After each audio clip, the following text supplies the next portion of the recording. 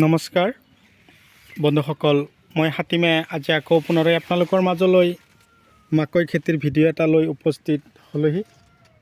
কথা হ'ল, আপোনালোকে মোৰ ভিডিঅ'টো স্কিপ নকৰি আৰম্ভণিৰ পৰা শেষলৈকে নিশ্চয় চাব। মই আজি আপোনালোকক অলপ ব্যতিক্ৰমী ধৰণৰ ভিডিঅ' এটা দিবৰ কাৰণে প্ৰস্তুতি লৈছোঁ। তো মাকৈ খেতিৰ পাতবিলাক পোকে অকণমান ডিষ্টাৰ্ব কৰি আছে, ফুটা কৰি আছে। তাৰ লগতে খেতিত পানী দিবলৈ হ'লেই তাৰ কাৰণে আমি পানী দিয়াৰ পিছত কি দানা দিম আৰু পোকৰ ঔষধ কি স্প্ৰে কৰিম আৰু কোনটো দানা দিলে মাকৈ খেতিৰ বাবে বৰ ভাল, আৰু মাকৈ খেতিত দানাবিলাক দিলে মাকৈ গছৰ গ্ৰথটো চাওক। মই ফাৰ্ষ্ট টাইম দিছিলোঁ, ছেকেণ্ড টাইম আকৌ দানা চানা আনি ঘৰত ৰাখিছোঁ। তো কথা হ'ল, মই দানা ঔষধ আজি নাম নকওঁ, ডাইৰেক্টলি মই দানা দেখুৱাই দিম। ঔষধ কোনবিলাক মই খেতিত দিওঁ সেইবিলাক মই আপোনালোকক ডাইৰেক্টলি দেখুৱাই দিম। যদি আপোনালোকে মোৰ চেনেলৰ নতুন ভিউৱাৰ্ছ হিচাপে আছে তেনেহ'লে মোৰ চেনেলটো ছাবস্ক্ৰাইব কৰি দিব, কাষত থকা বেল ঘণ্টিটো লাহেকৈ বজাই দিব, যাতে এনেকুৱা ধৰণৰ উন্নত খেতিৰ ভিডিঅ' নটিফিকেশ্যন পাই থাকে। তাৰমানে এতিয়া মই দানা আৰু ঔষধবিলাক কিয় লৈ আহিছোঁ জানে? পানী দিয়াৰ পিছত দানা দিম, কিন্তু গছত ফলন আহিবৰ হ'লেই আৰু মাকৈৰ গছবিলাক শকত কৰিব লাগিব। এতিয়া গছ শকত হ'লে কি হয়, গছৰ ফলনো ডাঙৰ হয়। সেইকাৰণে গছৰ শিপা যাতে ভাল কাম কৰে, গছৰ হৰমনৰ যাতে ভাল কাম কৰে, তাৰ কাৰণে মই দানাবিলাক আনি ঘৰত ৰাখিছোঁ। মই দানাবিলাক দেখুৱাই দিম, ঔষধবিলাক দেখুৱাই দিম। আজি এই ভিডিঅ'টোৰ মাজত আপোনালোকে চাব পাৰিব।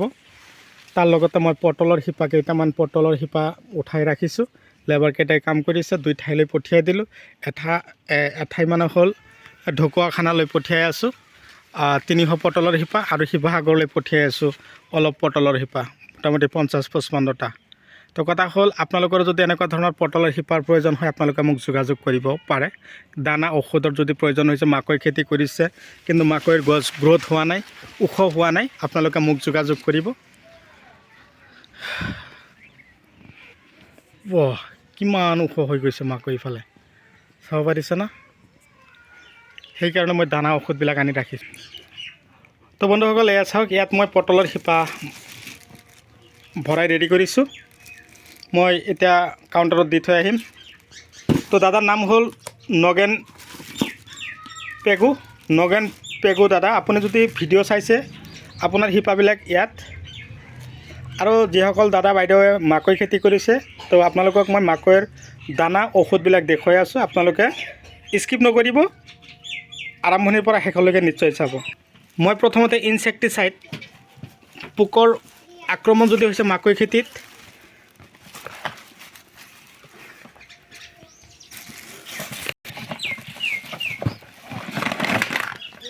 চাব পাৰিছে না? এইটো হ'ল দাহাত, লিখা আছে ইনছেক্টিচাইড। প্ৰতি টেংকিত 25 ml। এইটো হ'ল ডাষ্টাৰ, এটা পেকেটৰ আধা। এইটো হ'ল জুডিঅ' পাৱাৰ, যদি কিবা ফাংগাচাইড লাগি যায় গছত। আৰু এইটো হ'ল গ্ৰেচিয়া, গছৰ পাতবিলাক কোচ খাই যায়। আপোনালোকে ঔষধ দেখুৱাই দিবৰ কাৰণে কয়, মই সেইকাৰণে আপোনালোকক আজি দেখুৱাই দি আছোঁ। বহুতে কমেণ্ট কৰি জনাইছে, দাদা ঔষধ দেখুৱাই দিব। এনেকুৱা ধৰণৰ ঔষধ যদি আপোনালোকে নেটৰ পৰা ল'ব পাৰে, লওক, আপোনালোকৰ খেতি ভাল কৰক। চাওক, 2টা আনিছোঁ গ্ৰেচিয়া। লগতে এয়া চাওক, লখণ্ডি, এইটো হ'ল চিষ্টেমিক ফাংগচাইড, লখণ্ডি 50% WP আছে।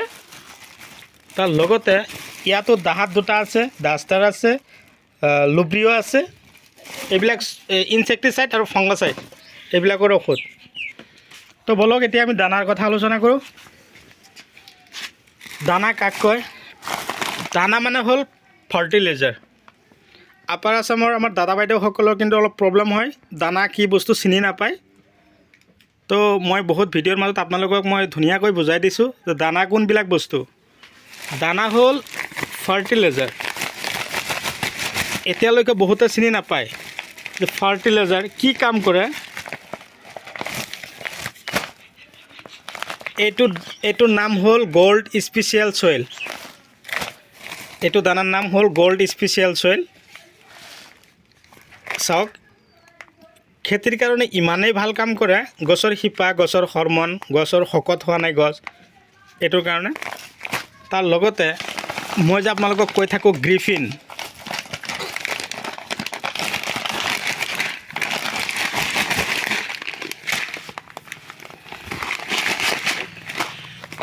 এইটো হ'ল গ্ৰিফিন IPL বায়'লজিকেল দানা ইয়াত লিখা আছে biological fertiliser Griffin biological fertiliser IPL biological এইটো দানা ইয়াত এটা চাব পাৰিছে ঘোঁৰাৰ পিকচাৰ আছে এইটো হ'ল অৰ্গেনিক কিন্তু এইটো দানা হ'ল অৰ্গেনিক যিজনৰ খেতিত ফলন 1 কুইণ্টেল হৈছে এইটো দানা যদি আপোনালোকৰ খেতিত দিব পাৰে সেইটো 1 কুইণ্টেলৰ বিপৰীতে কমেও 5 কুইণ্টেল হ'ব লাগিব অৰ্গেনিক কোনো ধৰণৰ ক্ষতি নাই মাটিত যিমানে দিয়ক লাগিলে গছৰ ওপৰত ঢালি দিয়ক কোনো ধৰণৰ প্ৰব্লেম নাই ভিডিঅ' চাই কেনে পালে কমেণ্ট কৰি জনাব ইয়াত আছে কিমান 12 কিলো ইয়াত আছে 12 কিলো টোটাল 24 কিলো মই 3 বিঘা মাটিৰ কাৰণে আনিছোঁ এইকেইটা দানা পানী দিম তাৰ লগতে ৰাসায়নিক সাৰৰ লগত মিক্স কৰিম কৰি গোটেই খেতি ধুনীয়াকৈ সিঁচি দিম অলপ আগতে দেখুৱাই দিলোঁ মাকৈ গছবিলাক গ্ৰ'থ ঠিকছে হোৱা নাই সেইকাৰণে মই এইবিলাক আনি থৈছোঁ আপোনালোকৰ যদি লাগে আপোনালোকে 7002163162 আকৌ কৈছোঁ 7002163162 এইটো নাম্বাৰত আপোনালোকে যোগাযোগ কৰিব হোৱাটছআপ কৰিব